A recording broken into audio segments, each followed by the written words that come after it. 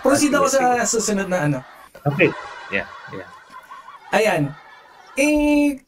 Sen, bakit ka naging sundalo? Was it your parent that convinced you to be one, or naging senador ka ulit tapos din anong ano nyo, Sen? Ba't kayo naging sundalo? Ba't kayo nagsundalo?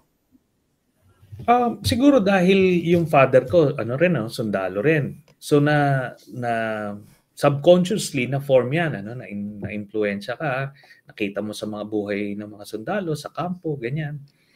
Pero in fact, yung father ko was discouraging me, no? Kasi pag-graduate na ako ng college noon nung nag-decide ako na papasok sa PMA, siya na nag-discourage sa akin kasi parang sayang naman yung yung 4 years ko sa college. Pero gusto ko subukan lang, no? Di sinubukan ko and yun na, tuloy-tuloy na until yun na nga, naka-graduate na ako sa PMA and nag-serve na ako as a soldier. Yun.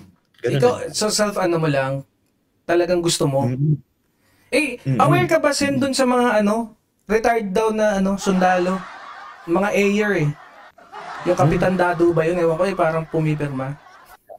Oo. Sa PMA kasi, masyadong yung grupo ng PMA, ang pinagsamahan namin is nanggaling kami, gumraduate kami, parang same production line. Pero maraming influences and loyalties, kaya walang magsasabi na ito ang posisyon ng buong mga PMAers. No, merong mga extreme na mag-isip diyan, pero wala rin namang masasabi nila na they will represent yung buong klase o yung buong PMA. Hindi ganoon. It doesn't work that way.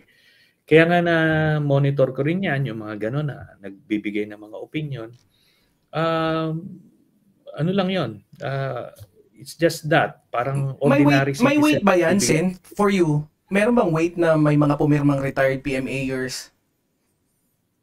Walang weight yon in the sense na parang mas mabigat yon kaysa opinion ng grupo ng mga civilian. Hindi, parehas lang yon. Parang nag-express sila ng opinion.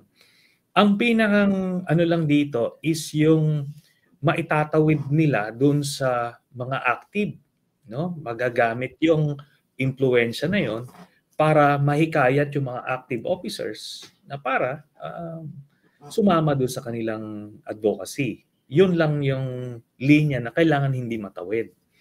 Pabang hindi natatawid yon, wala namang gaanong weight yon. Do you think they're almost there, crossing the line, or mahina talaga?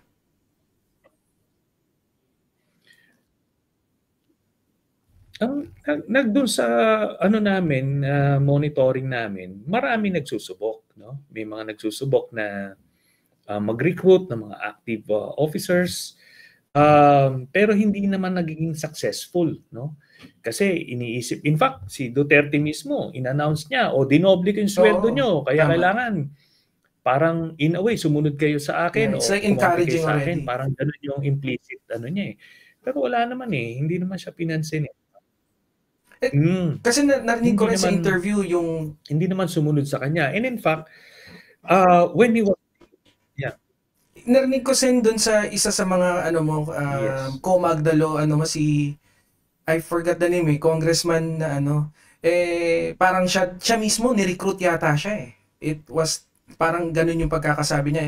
I heard it from an interview with Christian Isguera yata, something. So, yun. Oo. So, last year, nilapitan siya, no? Nilapitan siya last year, nag-attempt mag-recruit sa kanya. And, naramdaman din namin yun sa iba't ibang mga classes, PMA classes na active. Kaya meron talagang, sinusubukan talaga nilang mag-recruit. Tapos, ang agenda, patalsikin talaga si President Marcos para makapwesto si Sara. Ganon kasimple.